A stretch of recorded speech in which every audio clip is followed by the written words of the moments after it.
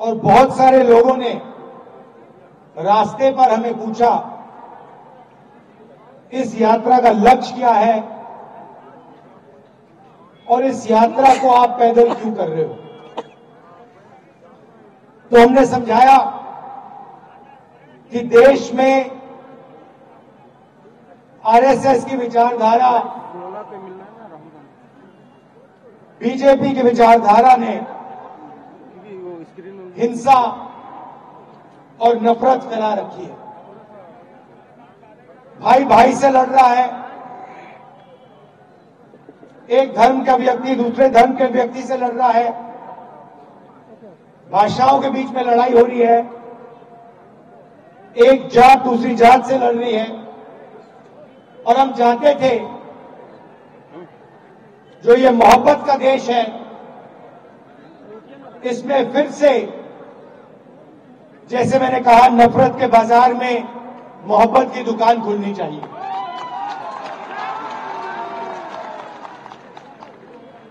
यात्रा में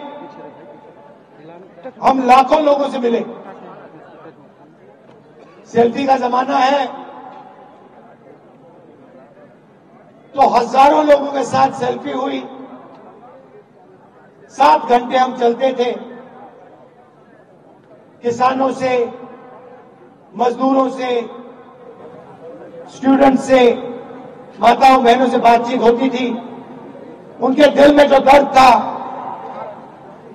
जो कठिनाइयां थी, वो हमें बताते थे।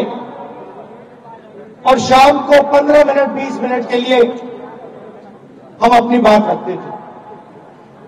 और हिंदुस्तान की राजनीति पर यात्रा का बहुत बड़ा असर पड़ा।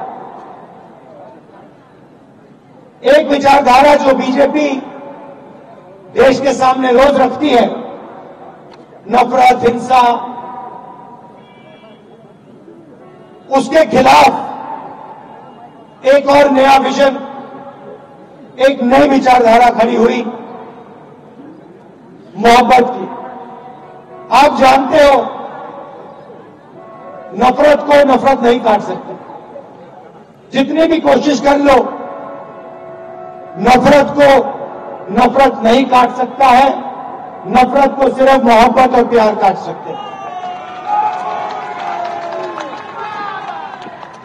तो जिस तरफ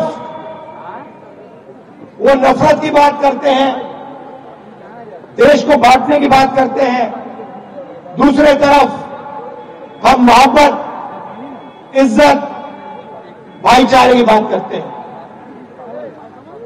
जब हमने यात्रा खत्म की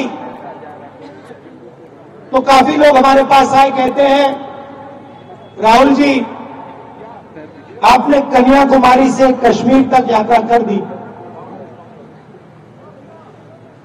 मगर देश का जो राजनीतिक सेंटर है, सोशल जस्टिस का जो सेंटर है, जहां से सामाजिक न्याय की लड़ाई शुरू होती है, वहां से तो आपकी यात्रा गई नहीं। बिहार से आपकी यात्रा गई नहीं, असम से आपकी यात्रा गई नहीं। तो बहुत लोगों ने हमें कहा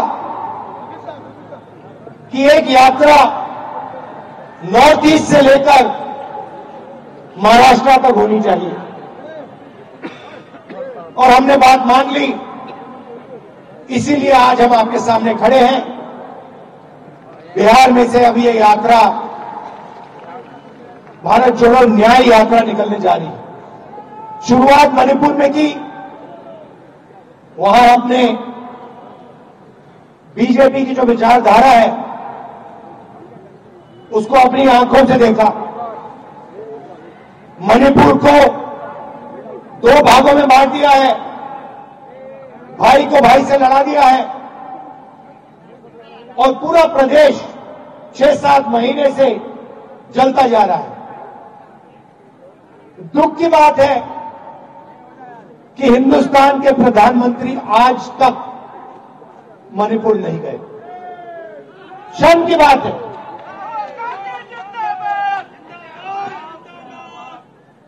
आज तक हिंदुस्तान के प्रधानमंत्री मणिपुर नहीं गए।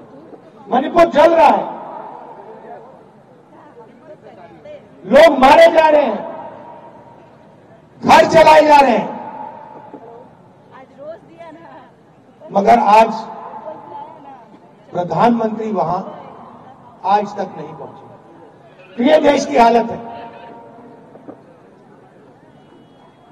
अब बिहार में हमारा क्या लक्ष्य? इस यात्रा में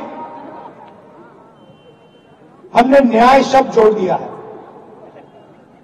भारत जोड़ो न्याय यात्रा। और सच्चाई यह है कि आज के हिंदुस्तान में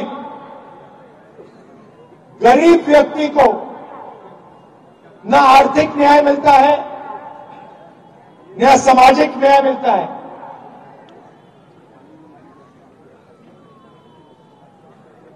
तो इसलिए हमने न्याय की बात जोड़ी है। मोदी जी की सरकार में 2-3 अरबपतियों को हिंदुस्तान का पूरा धन पकड़ा दिया जाता है, चाहे वो एयरपोर्ट हो, पोर्ट्स हो, इंफ्रास्ट्रक्चर हो, अस्पताल हो, यूनिवर्सिटी हो, सारा का सारा 2-3 बड़े उद्योगपतियों को पकड़ा जाता है। मगर जो हाथ से काम करता है, मजदूरी करता है, जो किसान खेती करता है, उसकी सरकार मदद नहीं करती है। उसके लिए बैंक के दरवाजे बंद हैं और उसके लिए नोटबंदी और जीएसटी है। अरबपतियों के लिए बैंक के दरवाजे खुले, प्रधानमंत्री का अफसर खुला, का ऑफिस खुला, सरकार के सारे दरवाजे उनके लिए खुले। तो ये बात हम आपके सामने रखना चाहते हैं। बिना सामाजिक न्याय और आर्थिक न्याय के ये देश प्रगति कर ही नहीं सकता है। ये खोखले शब्द हैं।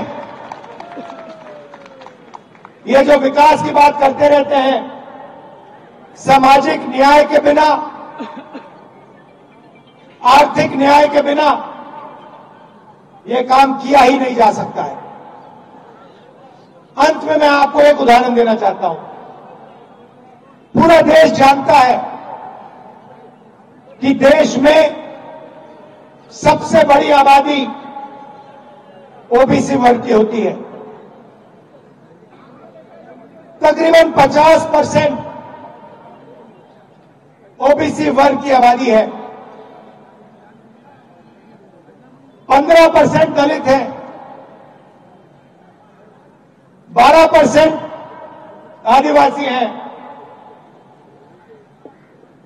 तकरीबन 15% माइनॉरिटी है। ये सच्चाई है देश की। यहां जो ओबीसी वर्ग के लोग बैठे हैं, मैं आपको बताना चाहता हूं कि हिंदुस्तान की सरकार को 90 आईएएस अफसर चलाते हैं। देश का पूरा बजट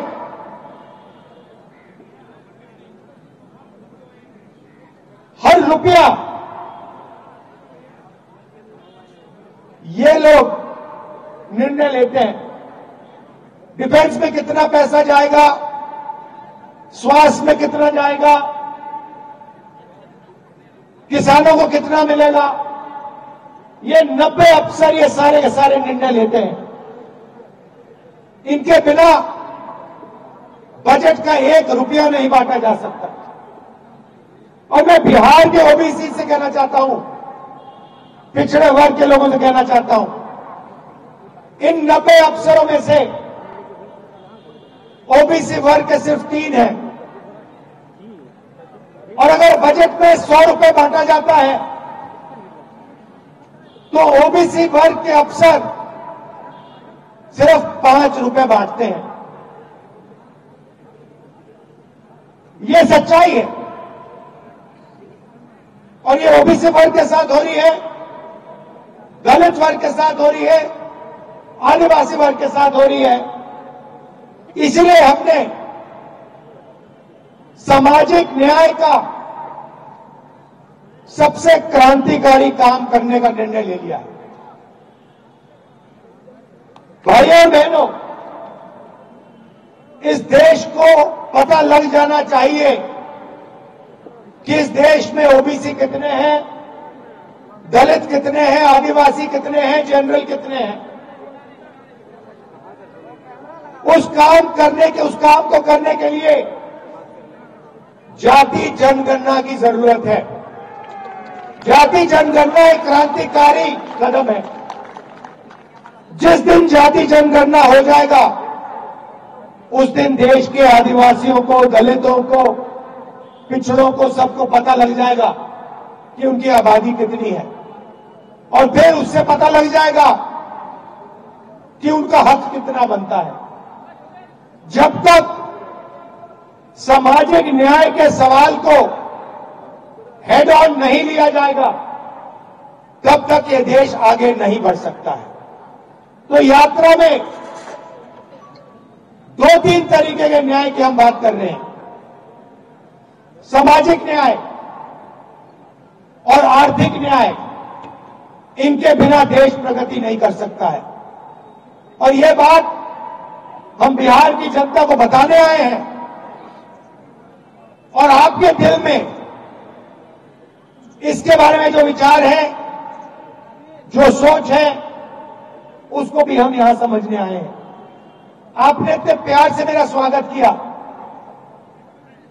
हजारों लोग आए, आपने अपनी पूरी शक्ति, अपना प्यार इस यात्रा में डाला, हमारी मदद की। इसके लिए मैं पूरे बिहार को दिल से धन्यवाद करता हूं। आप एक बात मत भूलिए, जब भी देश में सामाजिक न्याय की बात हुई है, बिहार ने लीड ली है, आपने लीड ली है, और ये आपकी जिम्मेदारी है, क्योंकि देश आपकी ओर देखता है। जब सामाजिक न्याय की बात होती है, पूरा देश बिहार की ओर देखता है। तो ये आपकी जिम्मेदारी है, और ये आपको पूरी करनी पड़ेगी। मैं बिहार के हर नागरिक से कह रहा हूं, देश में प्रगति होनी है तो आर्थिक और सामाजिक न्याय की जरूरत है, और सामाजिक न्याय को आपसे बेहतर कोई नहीं समझता है देश। ये मैं आपको याद दिलाना चाहता हूं। आप सबका दिल से बहुत बहुत धन्यवाद। नमस्कार, जय हिंद।